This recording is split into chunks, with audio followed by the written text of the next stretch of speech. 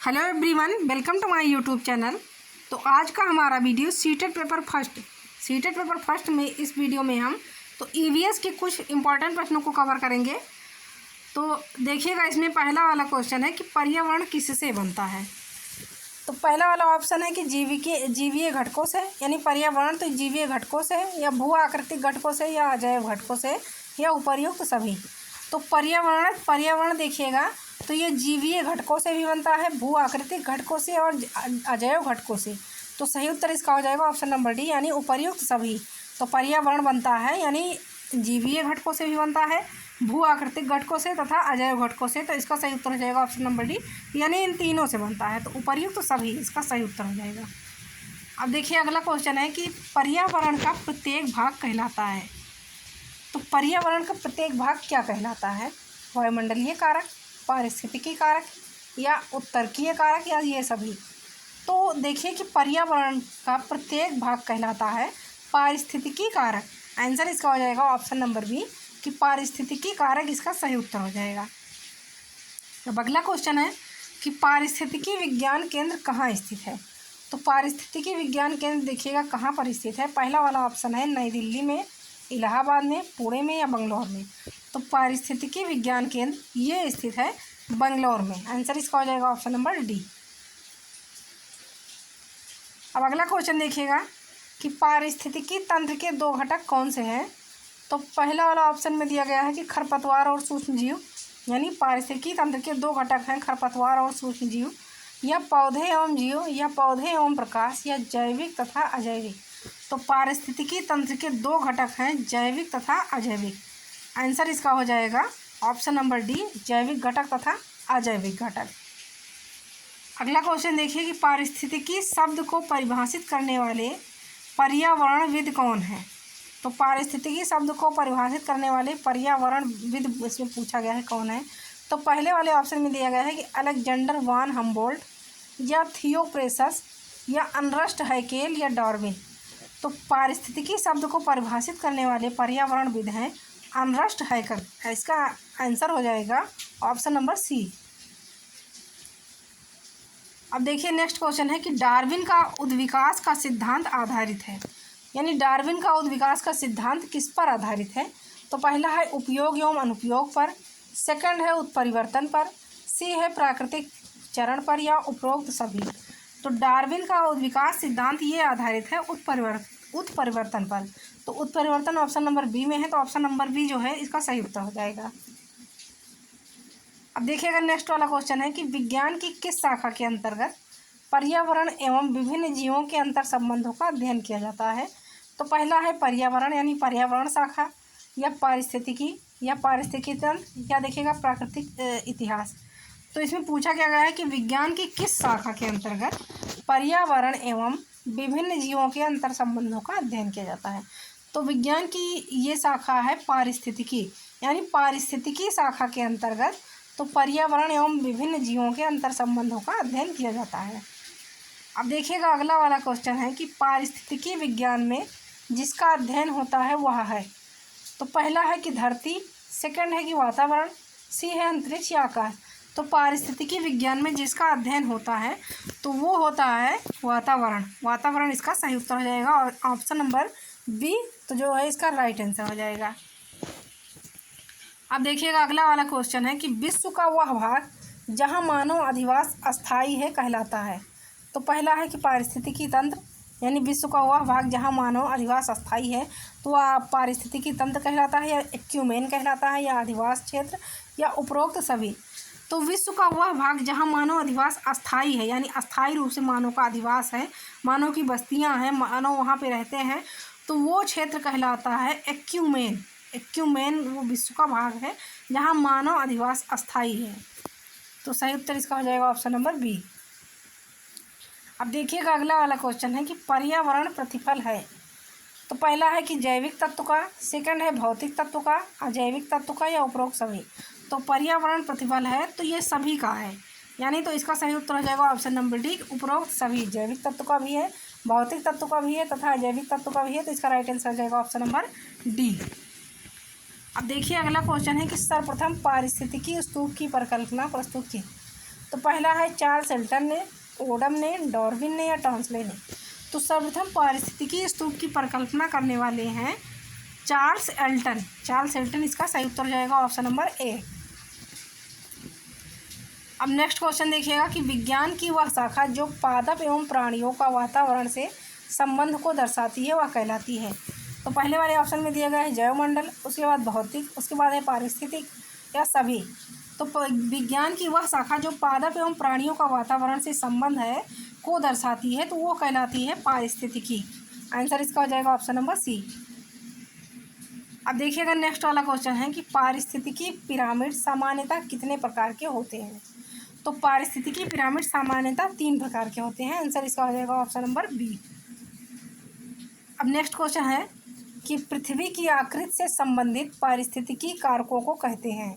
तो पहला है जलवायवीय, सेकंड है जैविक, सी है स्थलाकृतिक या डी है मृदीय। तो पृथ्वी की आकृति से संबंधित पारिस्थितिकी कारकों को कहा जाता है मृदीय। मृदीय इसका राइट आंसर हो जाएगा ऑप्शन नंबर डी इसका सही उत्तर हो जाएगा। अब देखिएगा नेक्स्ट वाला क्वेश्चन है कि निम्न में से कौन सा एक पारिस्थितिकी संतुलन बनाए रखने में मदद नहीं करता। तो पहला है वनों को काटना, वन रोपण, वर्षा जल प्रबंधन या जैवमंडल भंडार। तो इसमें पूछा क्या गया है कि निम्न में से कौन सा एक पारिस्थितिकी संतुलन बनाए रखने में मदद नहीं करता। तो पारिस्थितिकी संतुलन बनाए रखने में मदद नहीं करता तो वनों का काटना, यानी वनों का जब कटाई होगी तो ये पारिस्थितिकी संतुलन बनाए रखने में मदद नहीं करेगा बल्कि और बिगड़ जाएगा इसका संतुलन। तो वनों का काटना जो है इसका सही उत्तर हो जाएगा। अब देखिए अगला वाला क्वेश्चन है कि भारत में पारिस्थितिकी असंतुलन का निम्नलिखित में से कौन सा एक प्रमुख कारण है। पहला है वनोन्मूलन, मरुस्थलीकरण, बाढ़ एवं अकाल या वर्षा एवं परिवर्तन। तो भारत में पारिस्थितिकी असंतुलन का प्रमुख कारण पूछा गया है तो वो है वनोन्मूलन। आंसर इसका हो जाएगा ऑप्शन नंबर ए। अब देखिए नेक्स्ट क्वेश्चन है कि परितंत्र में ऊर्जा का पिरामिड होता है। तो पहला है उल्टा, सेकंड है सीधा, तो या पहले उल्टा बाद में सीधा या किसी भी प्रकार का नहीं। तो परितंत्र में ऊर्जा का पिरामिड होता है सीधा। परितंत्र में ऊर्जा का पिरामिड तो ये होता है सीधा। आंसर इसका हो जाएगा ऑप्शन नंबर बी। अब देखिएगा नेक्स्ट वाला क्वेश्चन है कि सबसे अस्थायी पारिस्थितिकी तंत्र है। तो पहला है जंगल, घास के मैदान, मरुस्थल या समुद्र। तो सबसे अस्थायी पारिस्थितिकी तंत्र है समुद्र। आंसर इसका हो जाएगा ऑप्शन नंबर डी। अब नेक्स्ट क्वेश्चन है कि एक मनुष्य के जीवन को पूर्ण रूप से करने के लिए आवश्यक न्यूनतम भूमि को क्या कहते हैं। तो एक मनुष्य के जीवन को पूर्ण रूप से करने के लिए आवश्यक न्यूनतम भूमि को पारिस्थितिकीय पदछाप कहते हैं। आंसर इसका हो जाएगा ऑप्शन नंबर बी। अब देखिए अगला क्वेश्चन है कि पारिस्थितिकी तंत्र का उदाहरण है। तो पहला है वायु, बी है तालाब, सी है जल या मिट्टी। तो पारिस्थितिकी तंत्र का उदाहरण है मिट्टी। आंसर इसका हो जाएगा ऑप्शन नंबर डी। अब देखिए नेक्स्ट क्वेश्चन है कि परितंत्र में ऊर्जा का पिरामिड होता है। तो अभी हमने बताया है कि परितंत्र में ऊर्जा का पिरामिड होता है सीधा। आंसर इसका हो जाएगा ऑप्शन नंबर बी। अब अगला है कि पारिस्थितिकी जीवों तथा उनके पर्यावरण के मध्य अंतः संबंध है या किस भारतीय विद्वान का है। यानी ये कथन जो है तो किस भारतीय विद्वान का है कि पारिस्थितिकी जीवों तथा उनके पर्यावरण के मध्य का अंतः संबंध है। तो पहला है पी डी शर्मा, सविंद्र सिंह, उपेंद्र नाथ राम या आर मिश्रा। तो पारिस्थितिकी जीवों का उनके पर्यावरण के मध्य अंतः संबंध है, ये कथन है पी डी शर्मा का। तो पी डी शर्मा जो है इसका सही उत्तर हो जाएगा। अब नेक्स्ट है कि पारिस्थितिकी के बीच अन्योन्य क्रिया। तो पहला है व्यक्तिगत, जनसंख्या, समुदाय या सभी। तो पारिस्थितिकी के बीच अन्योन्य क्रिया तो इसका सही उत्तर हो जाएगा ऑप्शन नंबर डी कि सभी। अब नेक्स्ट है कि कौन जीवीय कारक नहीं है। तो पहला है पेड़ पौधे, जंतु, सूक्ष्म जीव या प्रस्तर। तो इसमें पूछा गया है कि जीवीय कारक कौन सा नहीं है तो वो है पेड़ पौधे, यानी जीवीय कारक तो पेड़ पौधे नहीं है। तो इसका राइट आंसर हो जाएगा ऑप्शन नंबर ए।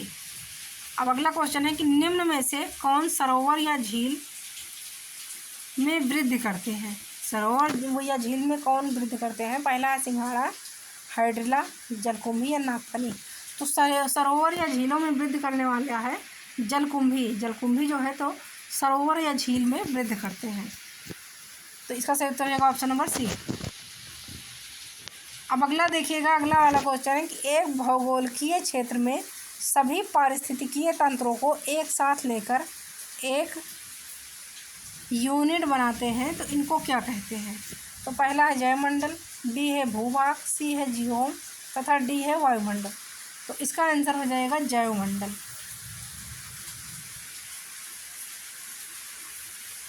अब देखिएगा अगला वाला क्वेश्चन है कि प्रकाश संश्लेषण के दौरान प्रकाश सुग्राही कारक के रूप में निम्न में से कौन काम है। तो पहला है कि पर्णहरित यानी क्लोरोफिल, क्लोरीन, ऑक्सीजन या सभी। तो प्रकाश संश्लेषण के दौरान प्रकाश सुग्राही के रूप में तो ये काम है पर्णहरित यानी क्लोरोफिल का। क्लोरोफिल के कारण ही पत्तियों का रंग हरा होता है। अब देखिएगा अगला वाला क्वेश्चन है कि निम्न में से कौन सा एक सरित लोट यानी पारिस्थितिकी तंत्र का उदाहरण नहीं है। तालाब, मुहाना, नदी या लैगून, यानी समुद्र तल को लैगून कहा जाता है। तो इसमें पूछा गया है कौन सा जो है एक सरित पारिस्थितिकी तंत्र का उदाहरण नहीं है, तो वो है तालाब। अब देखिएगा अगला वाला क्वेश्चन है कि निम्न में से कौन सा पारिस्थितिकी तंत्र एक दिशीय प्रवाह को दर्शाता है। तो पहला है प्रकाश, बी है ऊर्जा, सी है जल तथा डी है जैव मात्रा यानी बायोगैस। तो पारिस्थितिकी तंत्र यानी एक दिशीय प्रवाह दर्शाने वाला है तो वो है ऊर्जा। आंसर इसका हो जाएगा ऑप्शन नंबर बी। अब देखिए नेक्स्ट क्वेश्चन है कि पारिस्थितिकी तंत्र में उच्चतम पोषण प्राप्त है। तो पहला है शाकाहारी को, बी है मांसाहारी को, सी है भटक को या डी है सर्वाहारी को। तो पारिस्थितिकी तंत्र में उच्चतम पोषण ये प्राप्त है सर्वाहारी जीवों को। अब देखिए नेक्स्ट है कि निम्नलिखित में से कौन सा एक मूल पत्ते के हरे वर्णक में स्थित रहता है। तो पहला है मैग्नीशियम, बी है फास्फोरस, सी है लौह तथा डी है उपरोक्त सभी। तो इसमें पूछा क्या गया है कि जो है निम्नलिखित में से कौन सा एक मूल पत्ते के हरे वर्णक में स्थित रहता है। तो मूल पत्ते के वर्णक में स्थित रहता है फास्फोरस। आंसर इसका हो जाएगा ऑप्शन नंबर बी।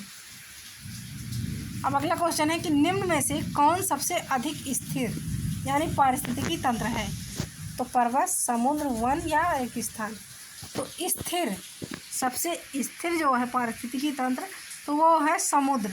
समुद्र सबसे स्थिर पारिस्थितिकी तंत्र है। तो आंसर इसका हो जाएगा ऑप्शन नंबर बी। अब देखिएगा नेक्स्ट वाला क्वेश्चन है कि प्रकाश संश्लेषण की क्रिया होती है। तो पहला है केंद्रक में, बी है माइटोकॉन्ड्रिया में, सी है हरितलवक में तथा डी है उपरोक्त सभी। तो प्रकाश संश्लेषण की क्रिया होती है हरितलवक में। आंसर इसका हो जाएगा ऑप्शन नंबर सी।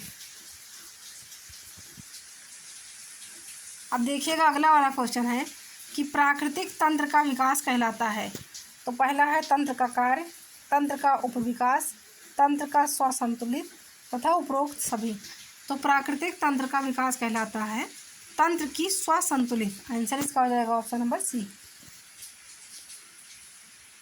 अब देखिएगा अगला वाला क्वेश्चन है कि पारिस्थितिकी तंत्र की कौन सी कार्यान्वित इकाई नहीं है। तो पहला है उत्पादकता, बी है स्तरीकरण, सी है अवसादीकरण तथा डी है ऊर्जा प्रवाह। तो पारिस्थितिकी तंत्र का कौन सा जो है कार्यान्वित इकाई नहीं है, तो वो नहीं है स्तरीकरण। आंसर इसका जो है ऑप्शन नंबर बी।